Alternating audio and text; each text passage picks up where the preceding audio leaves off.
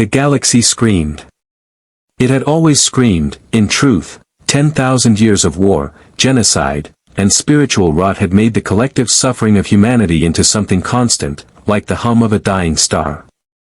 But on this night, across 1,000 worlds simultaneously, something changed in the texture of that scream. It deepened. It harmonized. Billions of voices. Guardsmen drowning in trenches on Armageddon, pilgrims burning on worlds whose names had already been forgotten, children born into hive cities so vast they would never see natural light, all of them crying out not to the emperor, not to any saint or commissar or primarch's legend, but to something older. Something that existed before the Imperium, before the warp, before the first sentient creature in this galaxy looked up at the stars and felt afraid. They prayed to God. Not the God-Emperor of mankind, that tragic, broken figure fused to a throne of psychic agony on Terra. Something beyond even that immense and terrible being. Something that the warp's chaos gods, Khorne, Tsench, Nurgle, Slaanesh, had no name for, because they had never encountered it. Something that predated the fall of the Eldar, predated the war in heaven between the Necrons and the Old Ones, predated every conflict this galaxy had ever known. And God heard. What followed was not a rift in the immaterium. It was not a warp anomaly or a psychic surge or a dimensional fracture. It was simply a door. Opened from the outside. And through it came light so pure that every demon within 3 systems recoiled as though burned, every psyker on 12 worlds woke screaming with tears on their faces and no understanding of why, and every astropath in range received the same single image burned into their minds: wings. Vast, white, burning wings descending through the dark. Michael fell into the 41st millennium like a blade thrown from heaven. He was not confused. He was not disoriented. Angels of his order did not stumble or question, they observed, assessed, and acted. What he observed in the first moments of his arrival above a gray and bleeding world called Solemnis Prime was this. A sky choked with the ash of burning hive spires, a void filled with the wreckage of warships that had torn each other apart, and below, across a continent-wide battlefield, 2 armies destroying each other with a ferocity that bordered on religious ecstasy. Because for both sides, it was. He hovered in the upper atmosphere, his wings spread against the void, his armor burning with the quiet, steady light of divine purpose. It was not the blazing theatrical radiance of a chaos demon's entrance. It was something far more unsettling, patient light. The kind that did not ask permission. Michael had stood before the throne of God. He had commanded the heavenly host in wars that shook the architecture of creation. He had cast down beings of immense and ancient power. But as he looked down at Solemnis Prime, at the sheer grinding industrial scale of its suffering, at the way death here felt not like tragedy but like scheduled maintenance, he felt something he rarely experienced. He felt the weight of it. This is what they endure, he understood, with the clarity of divine perception. Not for a year. Not for a century. For 10,000 years. Every single day. He descended. The first humans to see him were a squad of Cadian shock troopers holding a collapsed trench line against a tide of chaos cultists. They were 17 soldiers doing the job of 100, lost fire strobing in the ash-dark air, their sergeant already dead. The trooper who looked up first, a young woman named Daven Thresh, 19 years old, 3 years of service, 17 kills. Saw a figure descend from the smoke above with wings like burning architecture and a sword that made the air around it shimmer with something that felt nothing like the warp. She did not run. Cadians did not run.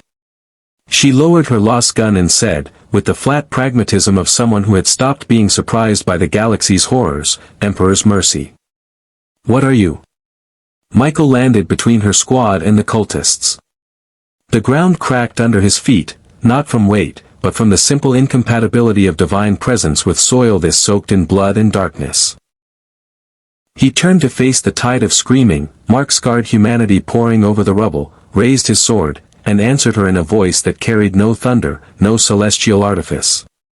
Just quiet, absolute certainty. I am Michael. I was sent. What followed lasted 11 seconds. The cultists, men and women who had sold their souls to powers that ate stars, broke. Not from the sword, though the sword moved with terrible efficiency. They broke from the light. From the simple, unperformed, unapologetic holiness of the being standing in their path. Something in them, the last remnant of what they had sacrificed, recognized what they were looking at and could not bear it. Daven Thresh watched 17 cultists flee screaming into the ash and lowered her weapon. Around her, her squad stood in silence. "Emperor, protect us," someone whispered. Michael sheathed his sword and turned to face them. He looked at their faces. Exhausted, haunted, young in years and ancient in suffering, and felt the weight again, deeper this time. He had been sent. But sent into what, exactly, he was only beginning to understand. If you want to see more characters enter incredible universes, hit that subscribe button and drop a name in the comments below. May the Force, and God's grace, be with you. Word of the Golden Warrior spread the way all impossible things spread in the Imperium, in whispers that became rumors that became reports that climbed the chain of command with the speed of anything that threatened institutional certainty. By the time Michael had walked with Daven Thresh's squad back to their forward operating base, 3 separate Vox operators had already transmitted fragmented descriptions of him to Regimental Command. By the time Regimental Command had forwarded those descriptions to the Planetary Governor's office, the Blood Angels had already heard. They had been deployed to Solemnus Prime 6 weeks earlier, a full company of the Emperor's finest, sons of Sanguinius, warriors whose genetic heritage was written in the language of angels. It was that heritage, that particular sensitivity to things that mirrored their own transhuman nature, that brought Brother Captain Aldrich Voss to the forward base within 2 hours of Michael's arrival, his Terminator armor painted the deep arterial red of his chapter, his honor guard flanking him like crimson statuary. Michael stood in the open, outside the prefabricated command structure, watching the horizon burn. He had not eaten, had not rested, had not asked for anything. He simply stood and watched the war continue without him, processing what he was seeing with the patient, systematic attention of a being who had observed human conflict since the first stone was raised against the first brother. Voss approached without the caution a lesser warrior might have shown. Blood Angels did not become brother captains by flinching. He stopped 10 feet from Michael, studied him for a long moment. The wings, the armor that bore no chapter markings, no Aquila, no heraldic device of any Imperium institution, the sword whose blade seemed to absorb light rather than reflect it, and spoke with the directness his rank and nature demanded. You bear the face of an angel and the bearing of a primarch. You wear no colors I recognize. You carry no identifier the Imperium has sanctioned. He paused. In my experience, beings that arrive unannounced on war zones and destroy the Emperor's enemies are one of 3 things. Miraculous, mutant, or demon wearing a convincing face. Michael turned from the horizon and looked at Aldrich Voss with eyes that had witnessed the birth of stars. Which do you believe I am? Voss was quiet for a moment. The black rage that haunted his chapter. That genetic echo of Sanguinius's death at Horus's hands, 10,000 years old and still bleeding, stirred faintly in his blood, as it always did near things of immense psychic weight. But what he felt from this being was not the warp's familiar taint, not the 6-week pull of chaos or the metallic cold of the Necrons or the alien wrongness of Xenos. What he felt was something his chapter's sanguinary priests had no category for. Something that made the black rage quiet, briefly, like a wound that had stopped hurting without healing. I don't know, Voss said, and a blood angel admitting uncertainty was rarer than almost anything else in the galaxy. And that troubles me more than any of the alternatives. Michael nodded slowly. That is the right answer. He looked at the chapter symbol on Voss's pauldron, the winged drop of blood. You carry the memory of a great loss in your blood. A brother who fell defending something he loved. Voss's jaw tightened almost imperceptibly. Sanguinius. Our Primarch. I know what it is to lose those who stood beside you, Michael said. Not with sympathy, with the specific gravity of shared experience. I have fought wars that left absences no victory could fill. It was not the answer Voss had expected. He had prepared for proclamations of divine mandate, for demands of fealty, for the kind of grand theatrical declaration that marked either a saint or a very sophisticated enemy. Instead he received the words of a warrior who understood grief. It disarmed him more thoroughly than any display of power could have. I have orders to bring you before the chapter master, Voss said after a moment. And beyond him, to Terra. To the Inquisition. There are protocols. I know, Michael said. I will come. Voss blinked. You'll come willingly. I was sent to this galaxy to witness and to act, not to conquer it. If your people need to understand what I am before they can trust me, then I will stand before whatever authority you require. He paused, and something moved behind his eyes, not doubt, but a deepening awareness. Though I suspect what I find on Terra will complicate every question you intend to ask me. The journey from Solemnus Prime to Terra took 11 days aboard a Blood Angel strike cruiser. Michael spent most of it on the observation deck, watching the stars.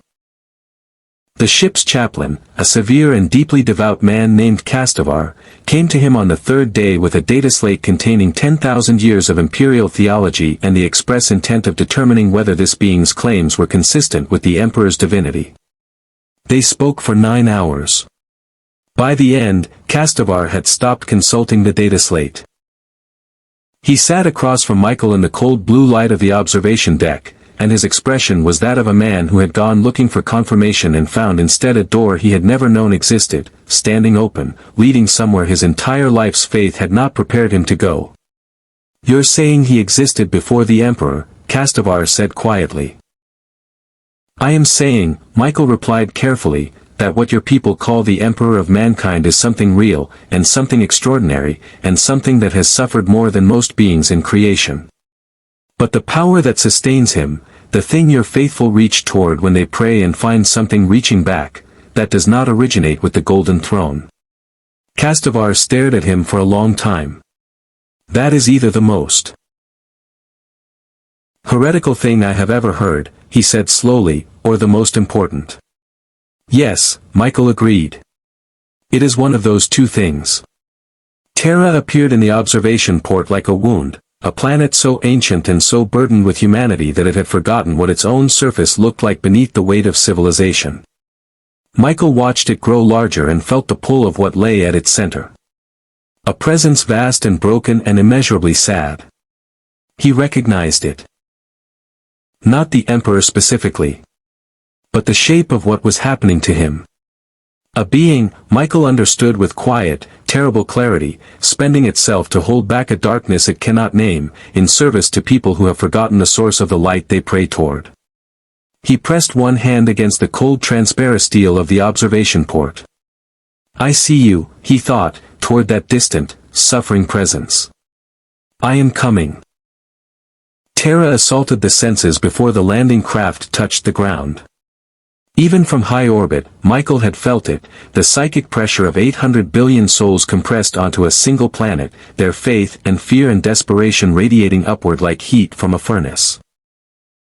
But descending through the atmosphere, through layers of smog so ancient they had geological strata, past hive spires that scraped the upper cloud cover like the fingers of a buried giant, the full reality of humanity's throne world settled onto him with a weight that was almost physical. This was where they had built their civilization. This tomb. This monument to endurance indistinguishable from suffering. The eternity gate opened for the Blood Angels with the slow, grinding authority of 10,000 years of imperial protocol. Voss walked beside Michael through corridors wide enough to march armies through, past custodians in their golden battle plate who tracked Michael's movement with the calm, absolute attention of beings who had spent millennia distinguishing between miracles and threats. They did not stop him. Several of them watched him with expressions that their helms mostly concealed, but Michael caught it in their posture, the slight adjustment, the fractional stillness, of warriors encountering something that did not fit their categories. One of them, taller than the rest, held his gaze as Michael passed. Said nothing. But did not look away. The Sanctum Imperialis lay beyond a dozen more gates, each one older and heavier than the last. The air changed as they went deeper.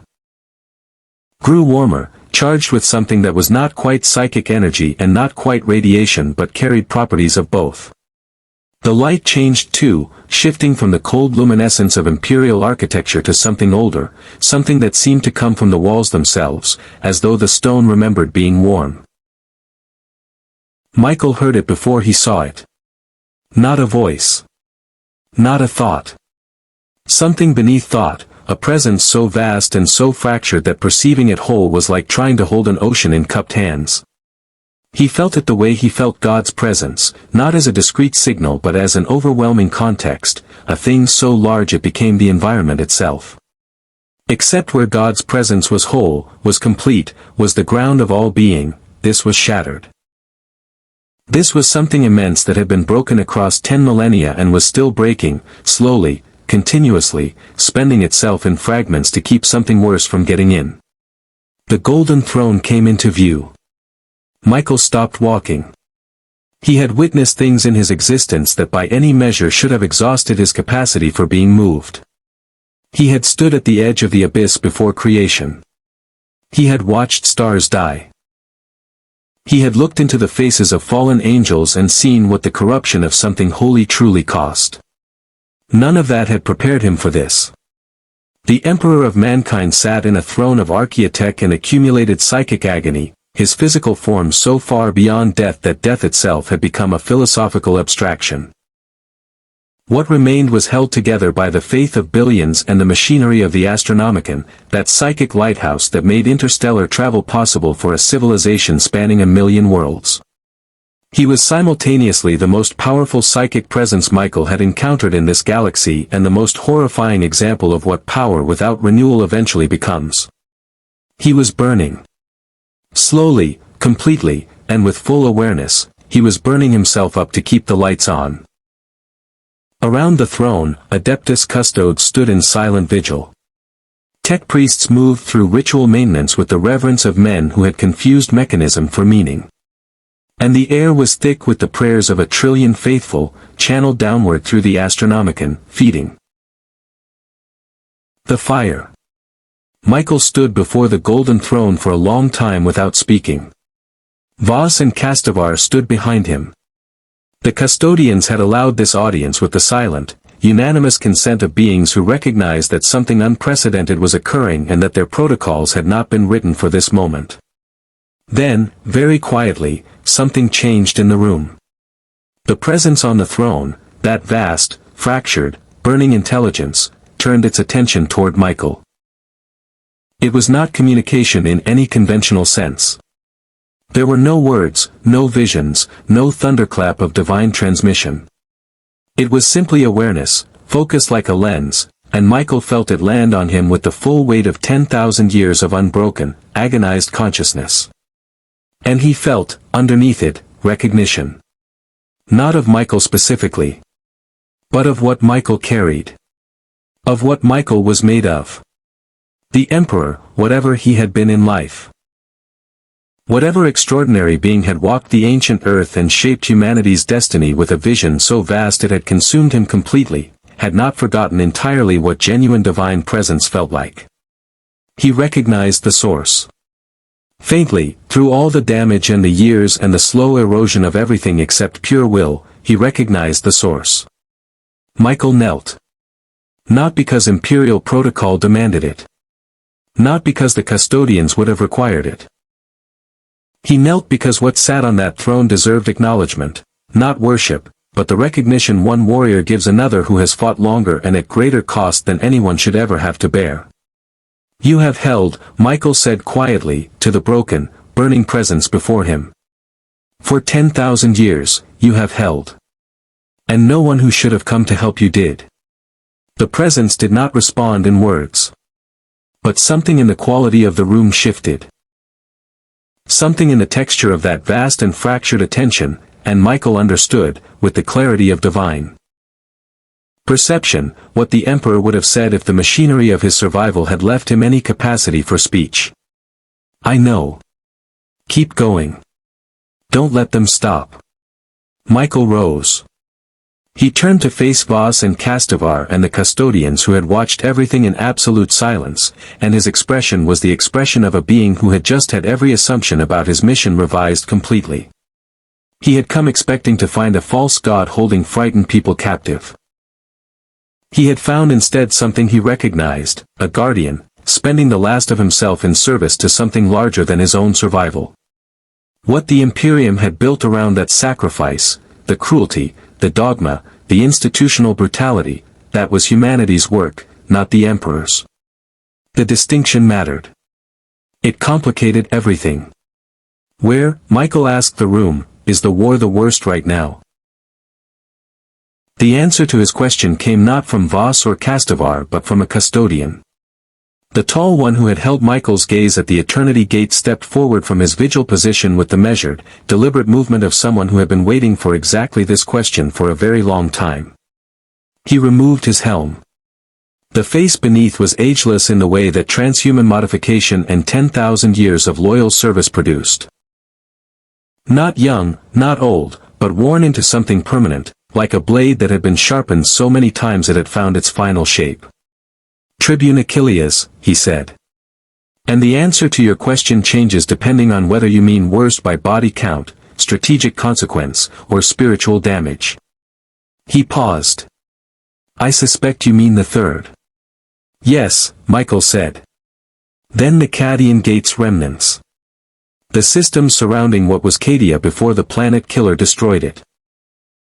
The warp rift the despoiler opened there, the cicatrix maledictum, has made half the galaxy functionally inaccessible to the Astronomicon. The worlds caught in its shadow are dying faster than we can count them. And the demons flooding through the rift are not simply attacking. They are, Achilles stopped, chose his next word with the care of a man who understood the weight of language. Celebrating. Michael absorbed this. Take me there. What followed was not a simple deployment. The Inquisition had been notified of Michael's existence the moment the first Vox report left Solemnis Prime, and 3 inquisitors of different ordos had already submitted competing demands for his immediate detention, study, and in one case elimination on the grounds that anything this unprecedented was by definition dangerous. Voss spent 2 days navigating the bureaucratic machinery of the Imperium with the weary competence of a warrior who had learned that sometimes the enemy was paperwork. Michael spent those 2 days in the lower reaches of the Imperial Palace, in a chamber the custodians had quietly made available to him, and he did something that no one observing him through the chamber's security feeds quite knew how to categorize in their reports. He prayed. Not performatively. Not with the theatrical prostration of imperial devotion. He sat, and he was still, and he directed his attention upward and inward simultaneously, and he listened. The custodian monitoring the security feed for that chamber, a warrior named Herodian who had seen 10,000 years of history pass through these halls, watched for an hour before he turned to his colleague and said quietly, I don't think he's asking for anything. I think he's just, reporting in. His colleague had no answer for that. The journey to the cicatrix maledictum's edge took 3 weeks through warp transit, which Michael experienced as something between discomfort and revelation. The warp was nothing like any spiritual dimension he had encountered before. It was not simply the absence of the divine, it was the active inversion of it, a place where every human emotion and failing had been given mass and hunger and the mockery of a face. He could feel it pressing against the Geller field that protected the ship, not trying to breach it so much as tasting it, testing it, noting with predatory patience the shape of what was inside. And what was inside that the warp found most interesting was him. On the 7th day of transit, a voice spoke to Michael through the hull of the ship. Not loudly. Not with the bombastic theatricality of demonic communication he had been warned about by Castivar during their long conversations. It came quietly, almost gently, in a tone that understood the value of presenting itself as reasonable. You are very far from home, the voice said. It had no clear origin, it seemed to come from the metal itself, from the vibration of the Geller field, from the space between one breath and the next. And the one who sent you has never been here before. Whatever instructions you were given, they were given without full information. Michael did not respond immediately. He recognized the architecture of the approach, find the uncertainty, find the genuine question underneath the faith, and apply pressure there. He had seen this technique used on beings far older than the Chaos Gods. You've seen the throne, the voice continued. You've seen what a god looks like when he's been left to burn alone. You've seen what his people have become in his name. And you're going toward the worst of it. Doesn't that suggest that whoever sent you either doesn't understand what this place is, or doesn't care as much as you believe? Michael spoke aloud, to the empty air of his chamber. You are asking me to doubt the source of my existence based on evidence assembled by the enemies of everything I am. That is not an argument. That is a trap wearing the clothes of a question. Silence. Then, the trap only works if there's something true inside it. Michael was quiet for a long moment. Outside the hull, the warp churned. There is something true inside it, he said finally. This galaxy has suffered enormously. And help was slow in coming. I do not know all the reasons for that. I will not pretend otherwise. He paused. But I know the difference between a question worth sitting with and a question designed to make me put down my sword. And I will not put down my sword. The voice did not speak again. But Michael felt it withdraw with the specific quality of something that had not given up, but had simply decided to wait for a better moment. They arrived at the edge of the cicatrix maledictum on the 22nd day. Michael stood at the observation port and looked at it. That vast, galaxy-spanning wound in reality, the scar left by Abaddon's 13th Black Crusade, the thing that had swallowed Cadia and split the Imperium in half, and felt the weight again. Deeper than it had ever been. The rift was enormous. It was beautiful in the way catastrophes sometimes were, all impossible color and churning energy, the raw stuff of the immaterium bleeding into real space across a frontier that stretched further than sensor equipment could measure. And from it, like blood from a wound that would not close, came the endless tide. Demons. Hundreds of thousands of them, pouring through into the cold dark of real space, hunting, destroying, consuming, and beneath all of it, worshipping. Celebrating. The voice in the ship had been right about that much. They were celebrating. Michael spread his wings in the observation deck, and the light that came from him filled the room and pressed against the transparent steel and reached out into the dark toward the tide. Around him, the blood angels and custodians who had gathered to see the rift for the first time found their eyes drawn not to the wound in reality but to the figure standing before it, to the way the divine light did not flinch, did not diminish, did not negotiate with what it was looking at. How many worlds, Michael asked quietly, are caught behind that rift without resupply? Thousands, Achilles said. Michael nodded once. He turned from the viewport. His expression was the expression of someone who has finished calculating the cost and decided to pay it anyway. Then we begin. They did not get the chance to begin on Michael's terms. The Inquisition arrived first. 3 black ships translated out of the warp at the edge of the Cicatrix Maledictum's influence zone with the precise, coordinated timing of an organization that had spent 10 millennia perfecting the art of arriving exactly when it was least convenient. Their hails came through on all frequencies simultaneously, and the language they used was the language the Inquisition always used. The language of absolute authority delivered without apology or explanation. The Blood Angel strike cruiser was ordered to stand down. Michael was ordered to submit to immediate detention and psychic assessment pending classification under the Thorian Doctrine, the Xanthite Protocols, and 6 other frameworks that Castivar explained to Michael in rapid, increasingly uncomfortable succession. The Inquisitors leading this operation were 3 of the most senior available. An Ordo Malleus specialist named Valdris Thorn, whose entire career had been built on the study and destruction of demonic entities, an Ordo Xenos inquisitor named Sarah Collant, who had catalogued 17 previously unknown intelligent species and destroyed 14 of them, and between them, the one who concerned Michael most, an inquisitor radical named Albrecht, who wore no Ordo designation on his robes and whose eyes had the specific quality of someone who had spent too long studying things that looked back. Voss looked at Michael. I can delay them. The Blood Angels answer to the chapter master, not the Inquisition, and there are. No, Michael said. I told you on Solemnus Prime I would stand before whatever authority your people required. I meant it.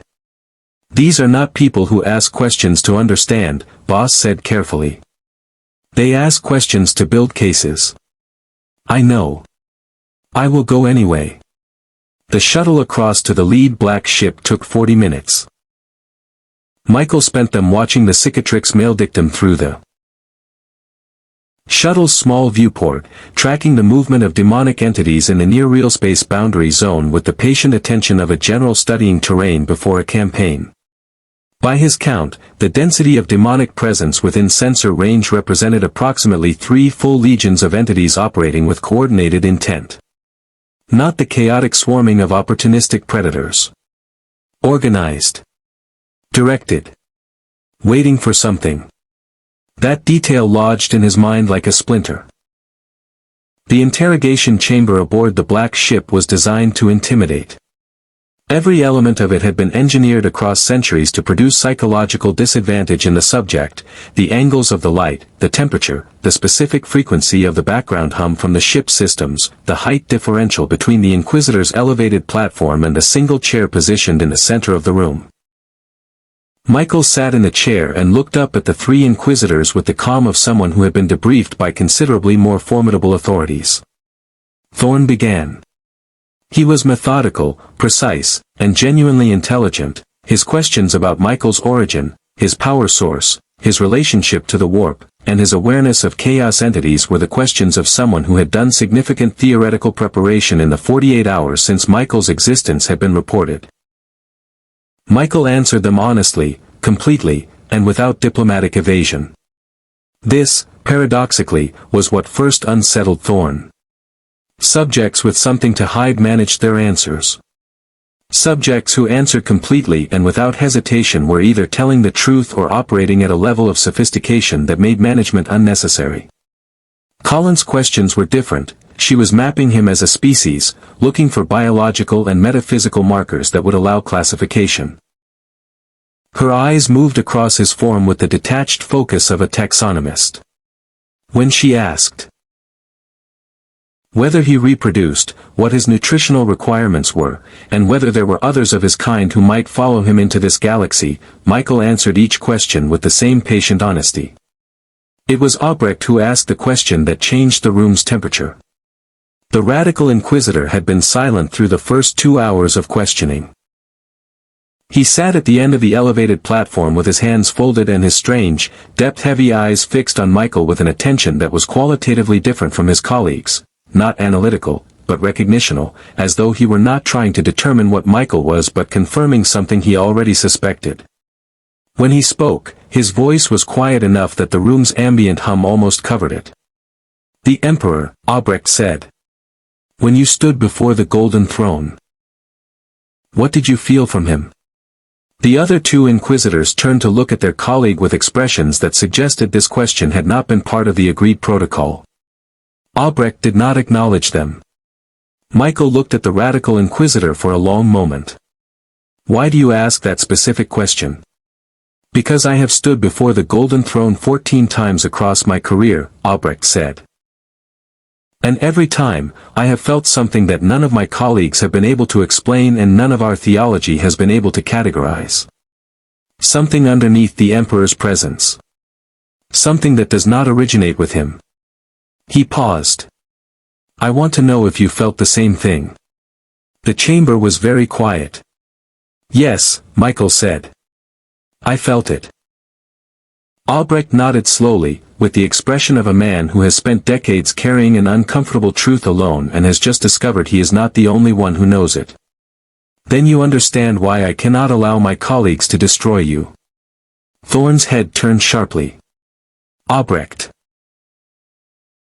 He is not a demon, Albrecht said, with the flat finality of someone making a declaration they have been building toward for a very long time.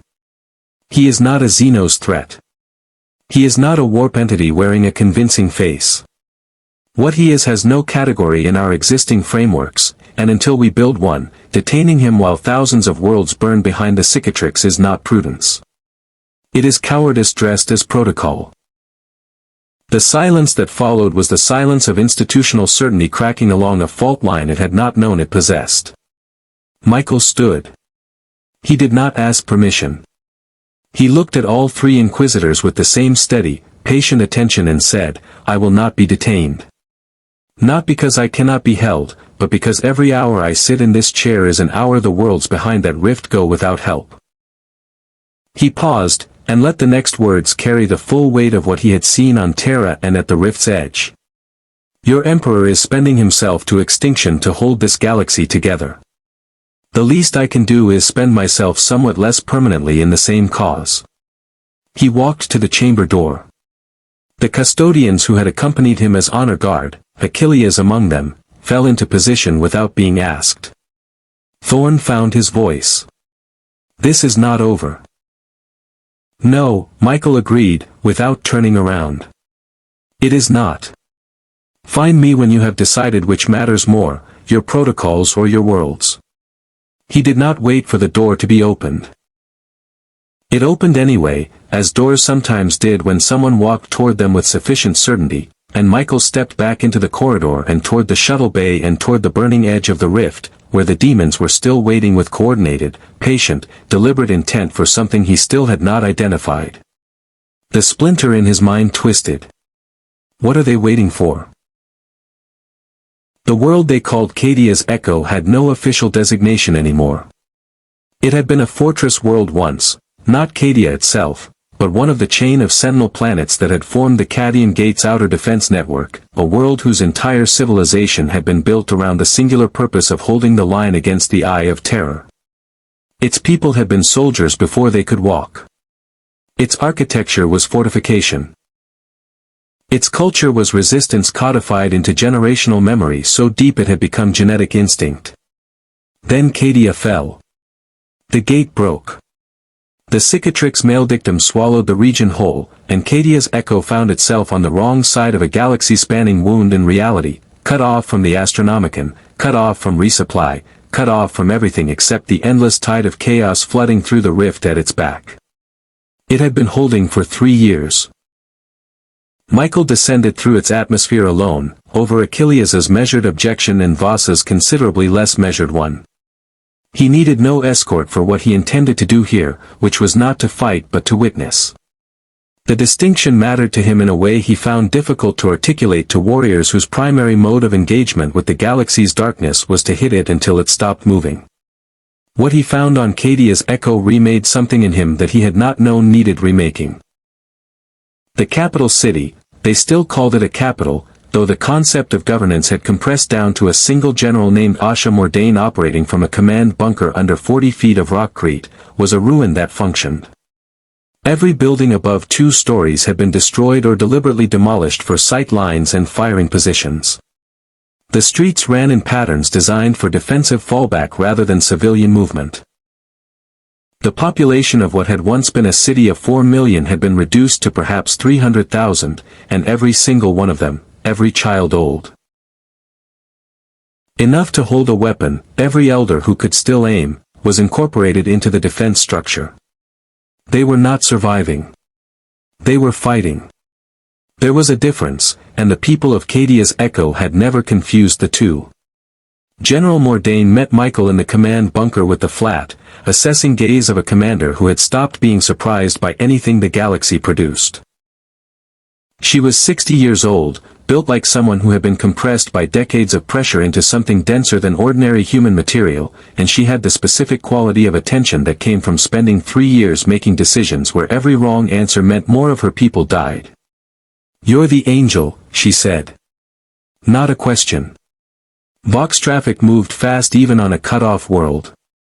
"Michael," he said. "Can you close the rift?" The directness startled him slightly. Not because it was rude, but because it cut straight to the only question that actually mattered to her, bypassing every theological and metaphysical implication of his existence with the efficiency of someone who had no time for anything that didn't affect her defensive perimeter. "I don't know yet," he said honestly. She nodded, accepting this with the pragmatism of someone who had long since stopped expecting straightforward answers from the universe. "Then come see what we're defending." She took him to the wall. It was not one wall but a system of them, concentric rings of ferrocrete and steel and improvised barriers built from the rubble of everything the city had once been. The outermost ring had fallen 8 months ago. The second ring had fallen 6 months after that. They were on the third ring now, and beyond it, in the broken wasteland of what had been Cadia's Echo's industrial district, the demon tide waited with the same coordinated patience Michael had observed from orbit. He stood on the parapet of the third wall and looked out at them. Thousands of demonic entities, arrayed not in the chaotic swarming mass he would have expected from beings of pure chaos, but in formations. Deliberate, maintained formations, holding position across a 2-kilometer front with a discipline that should have been antithetical to their nature. Between them moved something larger. Not a greater demon, not yet, but something that was directing them with a subtle, pervasive psychic influence that Michael could feel from the wall-like pressure behind his eyes. "They've been like that for 6 weeks, Mordain said beside him. "They hit us every 3 days, exactly. Test the wall, pull back, wait. Like they're measuring something." "They are," Michael said. The splinter in his mind twisted again, sharp and clarifying. "They are waiting for something to arrive. These attacks are not attempts to breach your wall. They are scheduled to maintain a specific level of psychic pressure. They are feeding something." Mordain looked at him. "Feeding what?" Michael did not answer immediately because the answer was still forming. Assembling itself from everything he had observed since arriving in this galaxy, from the coordinated presence at the rift's edge, from the voice in the ship, from the quality of attention the demon formations were directing not at the wall but slightly above it, toward the sky, toward the specific region of space where the cicatrix maledictum was thinnest. They were feeding a birth.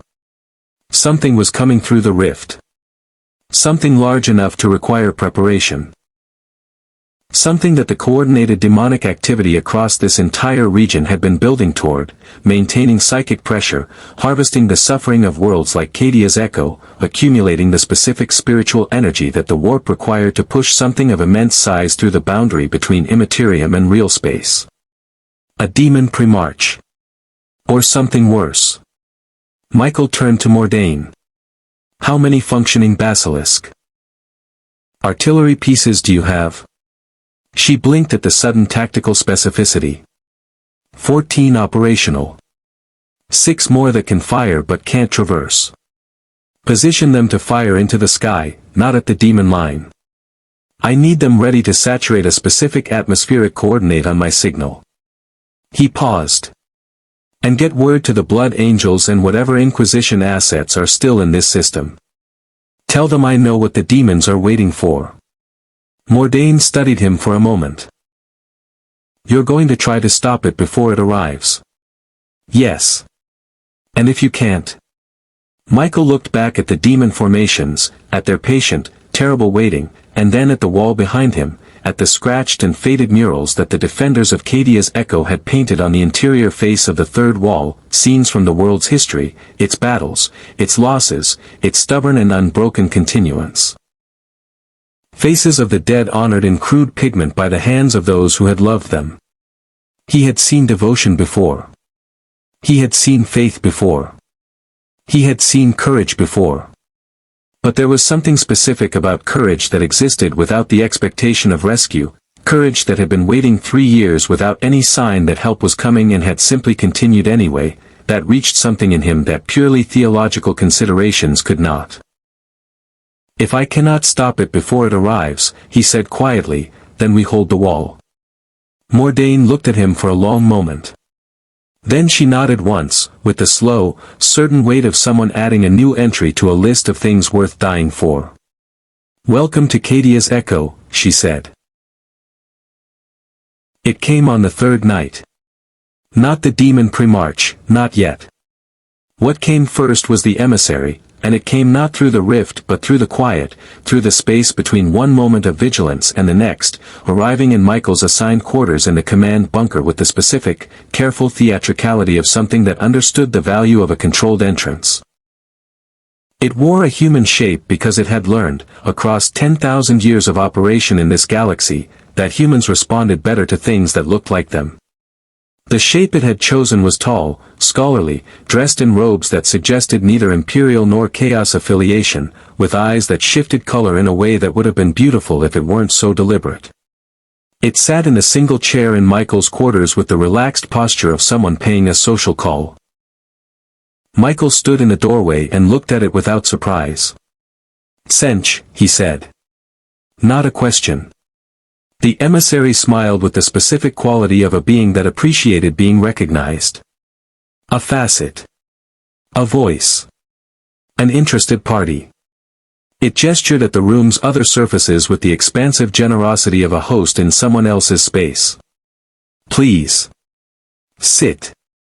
I'll stand." "Of course you will." The emissary settled back, crossing its legs with human elegance. "You've identified the convergence. The preparation. You know what's coming through the rift." It tilted its head. "You're more perceptive than most visitors to our galaxy. Most beings your kind, if there is a kind, would still be processing the theological implications of the Golden Throne. What do you want?" "Conversation," the emissary said, with apparent sincerity. "The changer of ways finds you genuinely interesting, Michael. Not as a threat. Not as a resource. As a curiosity. A data point that doesn't fit existing models." It paused. "You came from outside. From genuinely outside, not another dimension of the warp, not a parallel materium, but something the immaterium has no purchase on whatsoever. Do you understand how rare that is?" "I understand you're building towards something," Michael said. "The flattery is the approach. The question is the weapon. I've seen this architecture before." The emissary's smile widened fractionally. "Yes. The voice on the ship. That was less sophisticated, that was Chaos Undivided's blunt instrument approach. This is different." It leaned forward slightly. "I'm not here to make you doubt your mission. I'm here to give you information. Freely. Because what I want from you in return is not your surrender or your corruption or your sword arm. What I want is your answer to a question. One question, answered honestly. That's the transaction." Michael was silent for a moment. The changer of ways offering free information was the oldest trap in the architecture of deception, except that the information, if genuine, might matter. And Sench, uniquely among the Chaos gods, did not always lie. Sometimes the architect of fate told the truth precisely because truth, deployed correctly, was more destabilizing than any lie. "Ask," Michael said. The emissary's eyes settled on him with an attention that suddenly felt much larger than the human shape containing it, as though the room had become briefly transparent and something vast and many-angled was looking through it. "Where was God," it said quietly, "before the 41st millennium?" The voice on the ship had asked a version of this. But that had been crude, pressured, designed to crack. This was different. The same question asked with genuine philosophical weight, without malice, with the specific quality of a question that had been sitting in the architecture of this galaxy's suffering for 10,000 years, asked by every dying soldier and burning world and starving child who had ever prayed and heard silence. Michael did not answer immediately. The honest answer was that he did not know completely.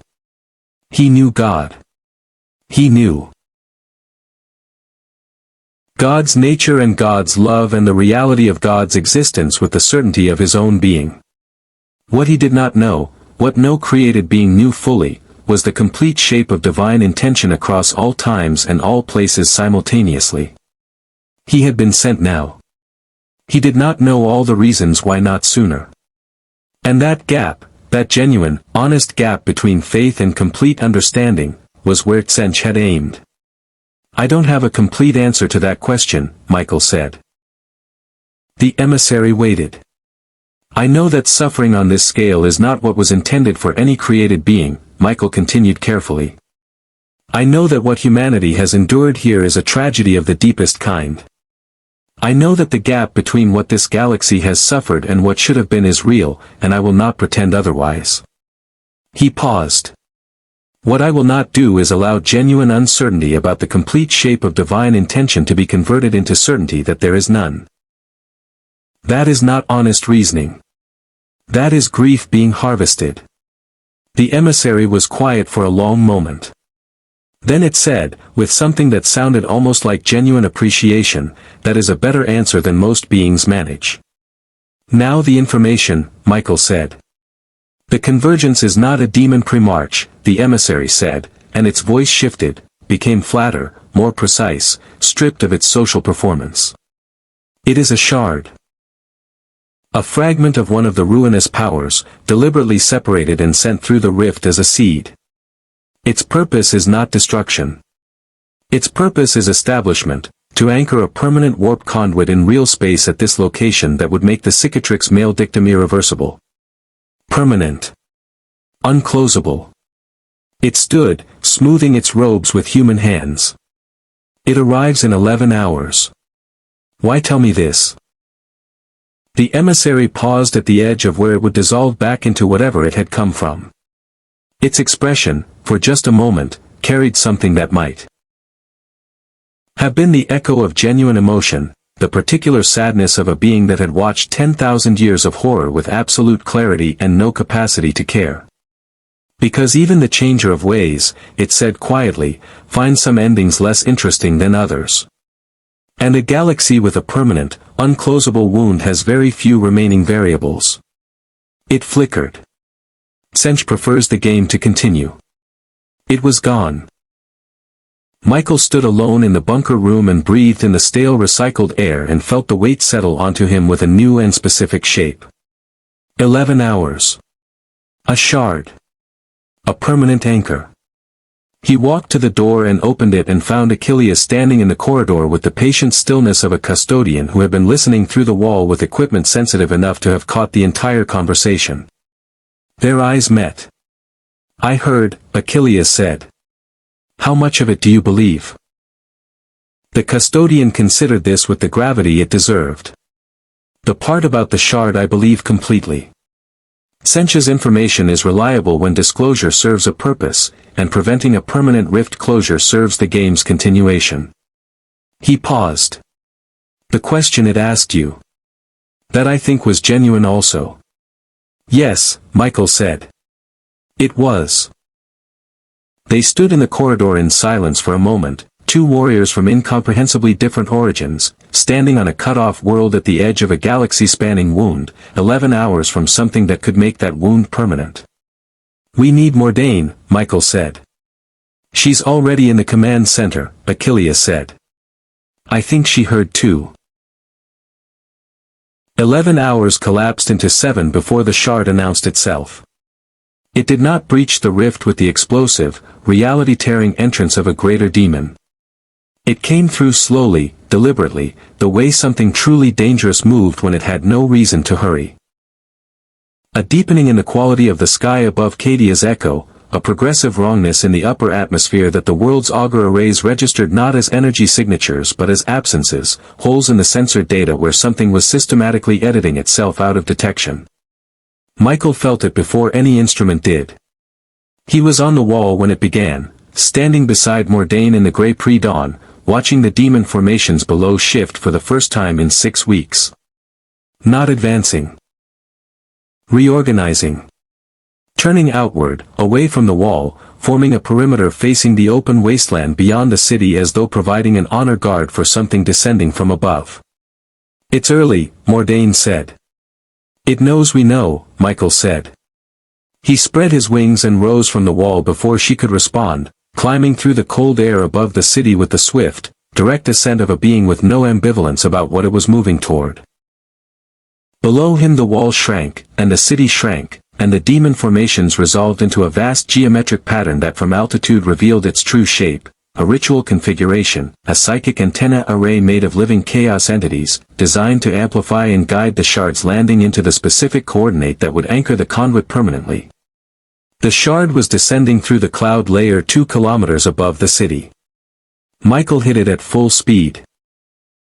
The collision was not what he expected. He had anticipated resistance, the hard, hot resistance of a powerful demonic entity with mass and intent and the full backing of chaotic power. What he found instead was something that had no single surface to strike, no coherent form to engage. The shard was less a being than a process, a self-organizing pattern of warp energy that was in the continuous act of becoming, always in transition between states, always half a moment ahead of any attempt to interact with it at a fixed point. He drove his sword through the center of its densest concentration and felt it flow around the blade like smoke around a fist. The psychic backlash hit him like a wall. Not pain, exactly. Michael's capacity to experience pain was theological rather than physiological, a signal rather than a sensation. But the force of it drove him backward through 300 meters of air before he arrested his momentum, his wings beating hard against the pressure wave rolling outward from the shard's irritated reconfiguration. The sky around the impact point had changed color. A deep, cycling iridescence that had nothing to do with any natural atmospheric phenomenon and everything to do with the boundary between real space and the Imperium becoming locally negotiable. Below, the demon formations began their advance on the wall. Michael heard the basilisks open fire, Mordain executing his earlier instruction, 14 guns angled skyward, their shells arcing through the iridescent air toward the shard's position. The bombardment did not damage it. It could not damage it, physical ordnance had no purchase on a warp entity in transition. But the shells carried something the defenders of Cadia's Echo had been quietly inscribing onto every piece of ordnance they produced for 3 years without fully understanding why. Prayers. The script was small, scratched into shell casings by soldiers during guard rotations and maintenance shifts, the same words repeated in 100 variations, the same essential reaching toward that Michael had felt from across the dimensional barrier that separated this galaxy from his origin. The shells burst in the shard's mass and the prayers detonated with them and the shard recoiled, not much, not decisively, but genuinely, in the way something recoils from a temperature it finds uncomfortable. Michael saw this and understood something important. The divine light he carried was most effective in combination with human faith, not in replacement of it. This galaxy's faithful had been praying into apparent silence for 10,000 years, their devotion real and sustained and powerful in ways they could not measure because there had been nothing present to receive and amplify it. He was the receiver. He was the amplifier. Alone, his divine nature met the shard and found nothing to grip. Combined with the accumulated, genuine, unbroken faith of the defenders below, it became something different, something that had traction in this specific spiritual environment. He drove toward the shard again, but this time he did not lead with the sword. He opened himself completely to what was coming up from below. To the prayers scratched on shell casings, to the quiet devotions of soldiers on walls who had kept faith without evidence for 3 years, to Castavar's 9-hour conversation on the observation deck, to the murals painted on the interior of the third wall, to Daven Thresh saying Emperor's mercy without flinching, to Mordain's welcome to Cadia's Echo with the weight of someone adding to a list worth dying for. He gathered all of it and drove it upward into the shard like a weapon. The effect was immediate and violent and not entirely controlled. The shard contracted, pulled inward by something it had no framework for resisting, something that was simultaneously from outside this galaxy and completely native to it. Human faith and divine nature fused into a single force that hit the transitioning warp entity at the specific frequency that disrupted its anchoring process. The iridescent sky convulsed. The demon formations below scattered for the first time in 6 weeks, their coordinated discipline shattered by the psychic shockwave rolling outward from the shards disrupted. configuration. But Michael felt what the disruption cost him. The warp's proximity, the sustained immersion in an environment of pure spiritual opposition, had been working on him since the moment he arrived in this galaxy. Slowly, subtly, the way cold works on a fire, not by direct assault but by the patient removal of warmth from every surface simultaneously. He was not corrupted. He was not turning. But he was spending himself in ways that did not recover the way they should, and the full engagement with the shard had accelerated that process significantly. His light was still burning. But it was burning faster than it was being renewed. He landed on the wall beside Mordain with less grace than he had launched from it, his wings folding with an effort that should not have been necessary, the sword in his hand heavier than it had been this morning. Around him the defenders were fighting the demon advance with the ferocious, grinding efficiency of people for whom this was simply Tuesday, lost guns firing in disciplined volleys, heavy weapons teams tracking priority targets, sergeants moving along the line with the calm, constant voice of experienced soldiers keeping other soldiers alive through sheer force of professional habit. Mordain looked at him with the direct, unsentimental assessment of a general evaluating an asset. "You heard it," she said. "Yes." "Finished it?" "No." He steadied himself against the parapet. "It's reforming. It will complete the anchoring process unless I go back up and finish it properly. But to do that," he stopped. Mordain waited. "To do that I will need to spend the remainder of what I have," he said. "I will not be able to do it halfway and recover. It requires everything, at once, without reservation." He looked at her. "I want you to understand what I am telling you before I do it." Mordain studied him for a long moment. The battle continued around them, the crack of lost guns, the deeper percussion of heavy bolters, the sounds of a wall holding by the specific combination of good engineering, better training, and the peculiar Cadian cultural conviction that dying while retreating was a worse outcome than dying while standing. "I understand," she said quietly. "The wall will hold after," Michael said. "The shard's anchoring disrupted, the demon formation scattered, your people can hold what remains. This world will survive." "I know," Mordain said. "Not with arrogance. With 3 years of evidence."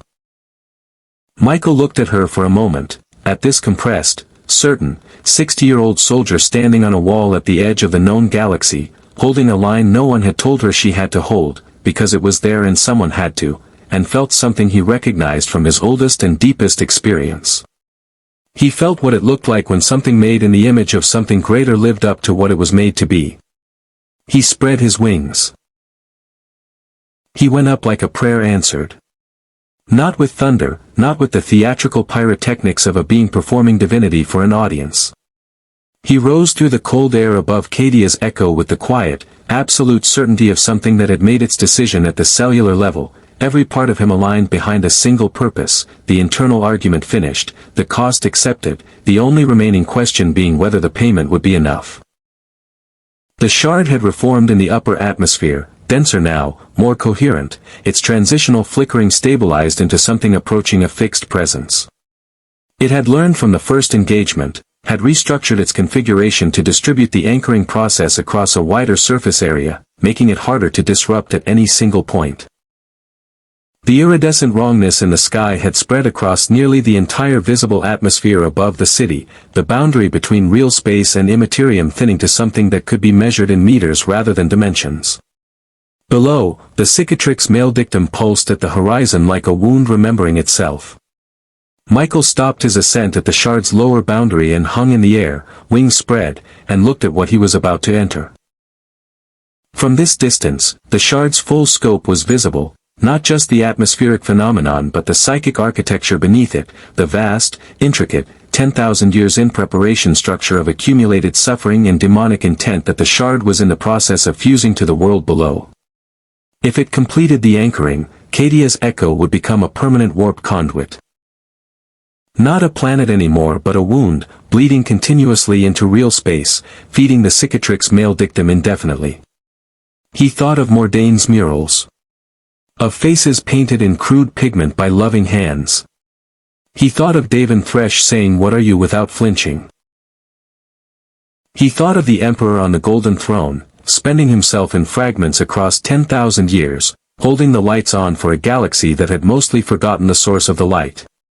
He thought of Castavar's expression on the observation deck, the look of a man finding a door he hadn't known existed, standing open.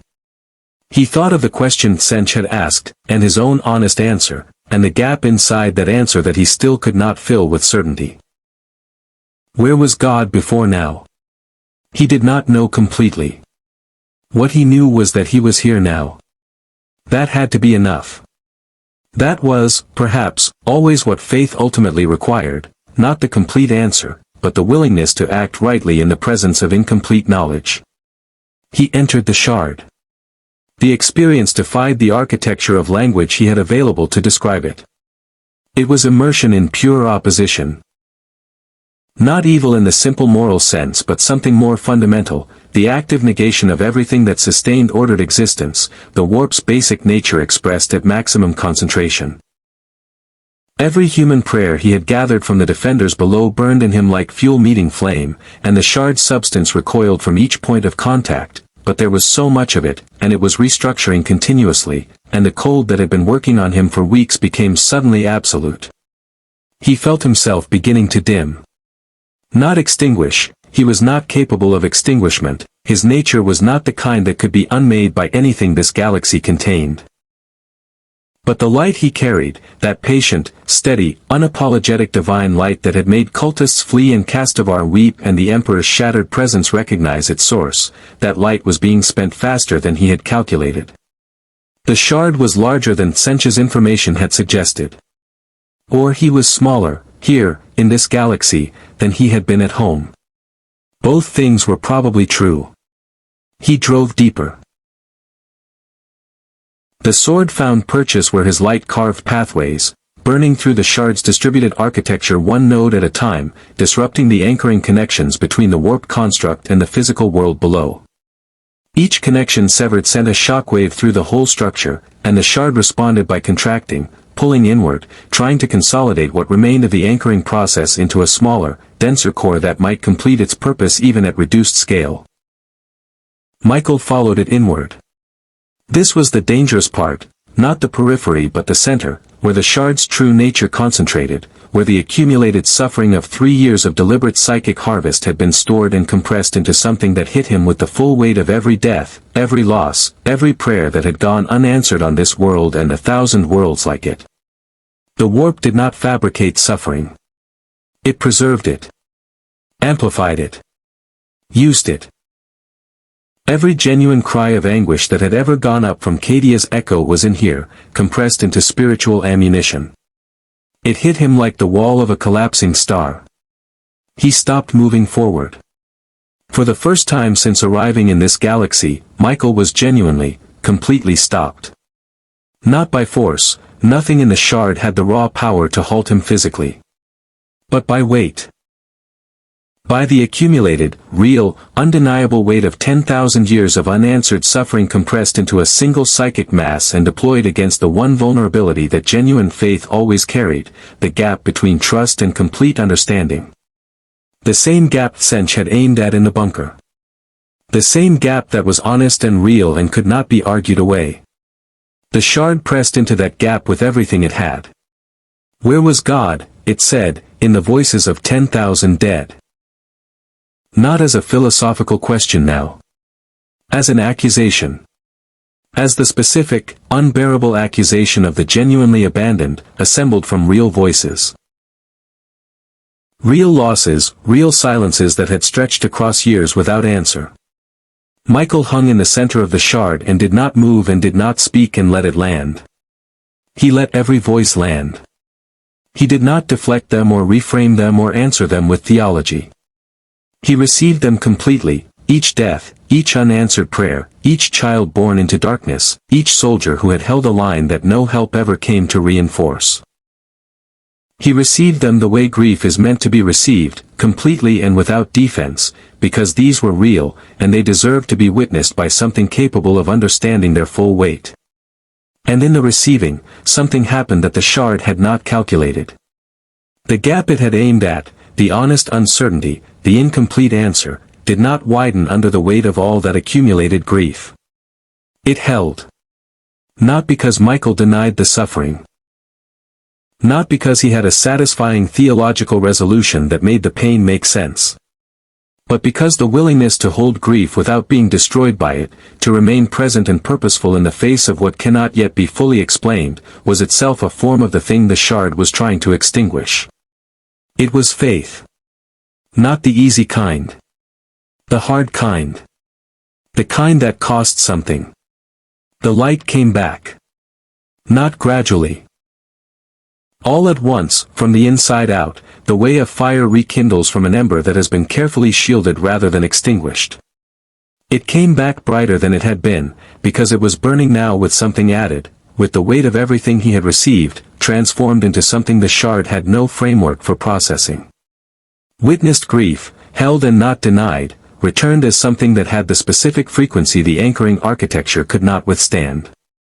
He raised the sword. The strike was not dramatic. It was precise, a single, complete, fully committed act of divine purpose aimed at the shard's concentrated core, carrying everything he had. Remaining, burning the last reserves of his diminished light in one complete expenditure that left nothing held back. The shard came apart. Not explosively. It dissolved, the way darkness dissolves when a sufficient light source is introduced. Not with violence but with the simple incompatibility of two things that cannot occupy the same space. The anchoring connection severed simultaneously across every node. The iridescent wrongness in the sky above Cadia's echo cleared as though it had never been, the warp boundary snapping back to its normal distance with an almost physical sound, a crack felt in the chest rather than heard with the ears, rolling outward across the city and the wasteland and the broken landscape of a world that had held for 3 years without rescue. Michael fell. Not dramatically, not in the trailing light, wings-folded fall of a cinematic death. He simply stopped being able to maintain altitude, his spent light offering no further lift, and descended through the cleared air with the quiet inevitability of something that had given everything it had and was now subject to the same basic forces as everything else. Achilles caught him. The custodian had launched from the wall the moment the shard began to dissolve, rising through the clearing sky with the powered flight of his custodian battleplate, and he caught Michael 40 meters above the wall's parapet and brought him down with the careful, deliberate competence of a warrior who had decided somewhere in the preceding weeks that this specific being was worth the effort of keeping alive. Michael was conscious. Diminished. Profoundly, fundamentally diminished, his light reduced to something barely perceptible, his wings folded against his back with an exhaustion that had no physical expression but was completely real, but conscious. Below them, the demon advance had broken. Without the shard's coordinating psychic influence, the formations had dissolved into the chaotic, directionless swarming of chaos entities without unified purpose, and the defenders of Cadia's echo were cutting through them with the controlled, efficient violence of people who had been waiting 3 years for the enemy to stop being organized. The wall held. Mordane's voice came over the vox, flat, certain, carrying the specific frequency of a commander calling a battle that has turned. Michael heard it from Achilles' arms and felt something that was not triumph, exactly, but was adjacent to it. Something that acknowledged the cost completely while still recognizing that the cost had purchased something real. The wall held. 3 days after the shard dissolved, Michael sat on the parapet of the third wall and watched the sun rise over Cadia's echo. It was not a beautiful sunrise. The atmosphere still carried the particulate legacy of 3 years of continuous warfare, ash and smoke and the chemical residue of 10,000 detonations, and it filtered the light into something bruised and amber, the kind of dawn that looked like the world was healing from something rather than simply beginning a new day. But it was a sunrise. The sky was clear of iridescence. The warp boundary had stabilized at its normal distance. The demon tide had broken and scattered into isolated pockets that Mordane's forces were systematically hunting through the wasteland with the methodical, unhurried efficiency of people who had all the time in the world now that the existential pressure had lifted. Michael was diminished in ways he was still mapping. His light was present but quiet. Banked rather than burning, a warmth rather than a radiance.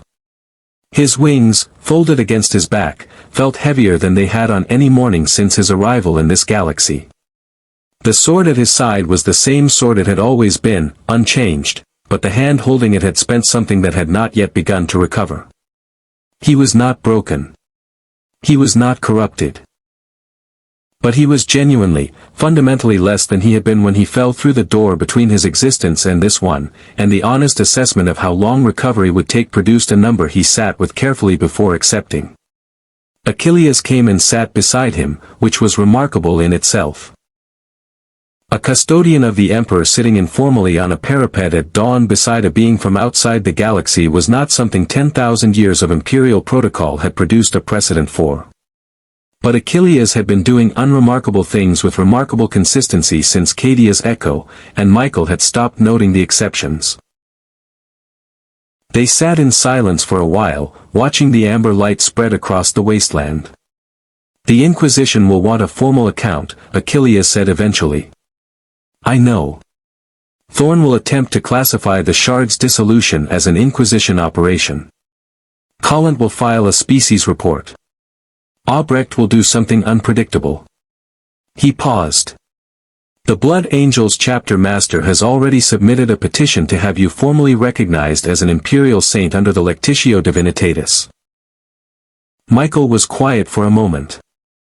"Tell him I am grateful for the intention and cannot accept the designation." "He will ask why."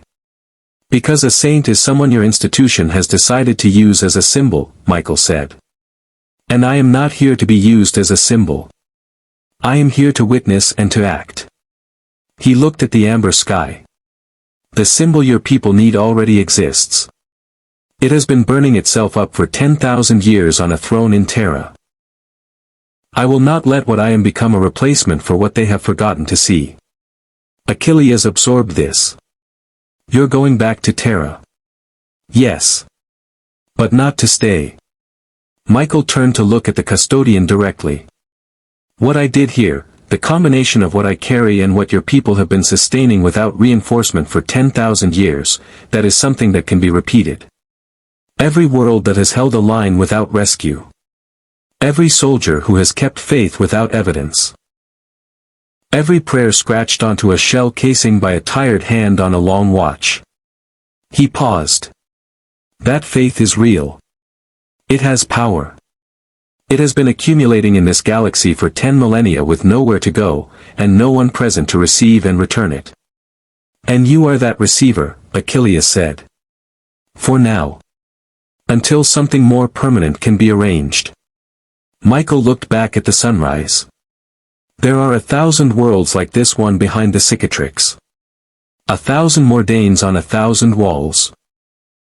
And somewhere beneath all the institutional machinery your people have built around the Emperor's sacrifice, there are still people who reach towards something genuine when they pray." Achilles was silent for a long moment. Then he said, with the careful precision of a man choosing words that would need to carry weight across a very long time, "When you are recovered. When the light is fully returned. What then?"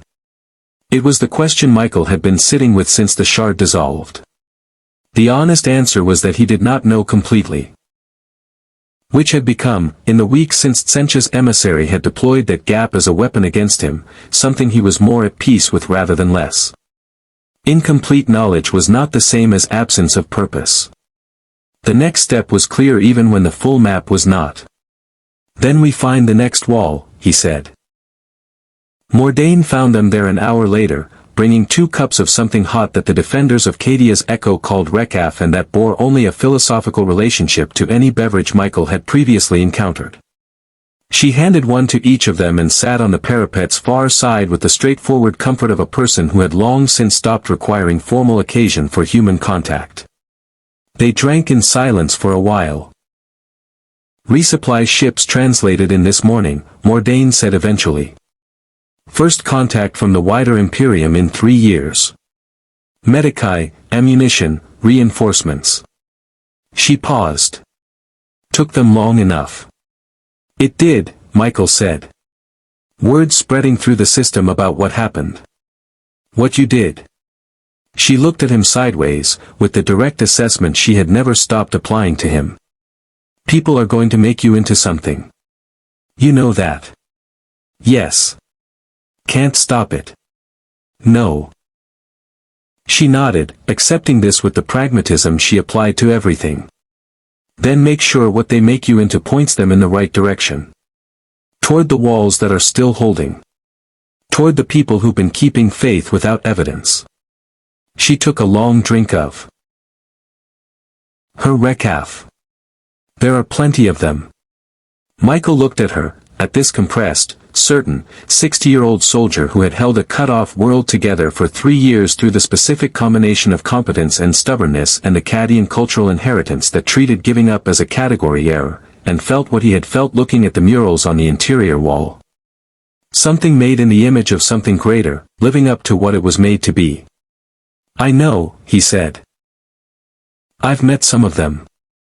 The amber sunrise deepened into something approaching gold as the day established itself over Cadia's echo, and the three of them, an archangel spending the last of his light, a custodian 10,000 years old, and a general who had simply refused to stop, sat on the wall and watched it come. In the end, Michael did not save the galaxy. The 41st millennium did not permit salvation of that scale. It was too vast, too broken, too thoroughly marinated in 10,000 years of compounding catastrophe for any single being's intervention to redeem it whole. What he did was smaller and, perhaps, more honest. He found the walls that were holding and stood beside them. He received the faith that had been accumulating without a receiver and returned it amplified. He spent his light in the places where the dark was most immediate, and he recovered slowly, and he spent it again. The Inquisition filed 17 separate reports about him, reaching 4 different conclusions. The Blood Angels told the story of Cadia's echo in their chapter records with the reverence they reserved for things that touched their deepest inheritance. Albrecht resigned his inquisitorial rank and disappeared into the galaxy's vast interior, pursuing a line of inquiry that his former colleagues found either enlightened or heretical depending on their disposition. Davin Thresh, the Cadian trooper who had first asked "What are you?" without flinching, was promoted to sergeant. She kept fighting. She always had. And on Terra, in the Sanctum Imperialis, in the space between one fragment of shattered consciousness and the next, something in the Emperor's endless vigil shifted almost imperceptibly, like a fire that has been burning alone in the dark for a very long time, sensing, perhaps, that it is no longer entirely alone.